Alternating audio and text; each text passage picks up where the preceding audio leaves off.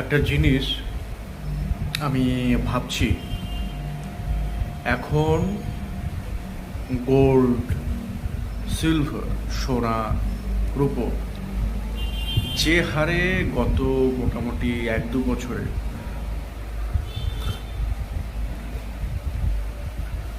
যে হারে লাফিয়েছে, মানে রিটার্ন দিয়েছে, আগামী কালেও আগামী 1-2 বছরে কি একই জিনিস হবে, একই রিটার্ন দেবে?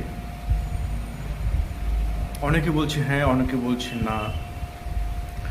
এখন কি সোনা কিনে রাখা সম্ভব বা কিনে রাখা উচিত?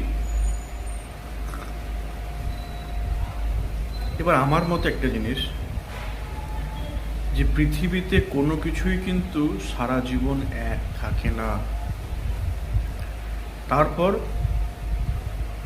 কেউ যখন খুব বাড়াবাড়ি করে না, তার কিন্তু পরিণতি একটু হলো কিছুক্ষণের জন্যে ঠান্ডা করে দেয় কে?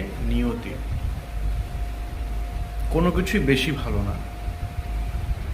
তাই আমারও মনে হয় এই যে সোনা যে হারে 1 বছরে প্রায় 72% রিটার্ন, এটা একটুখানি হলেও ঠান্ডা হবে।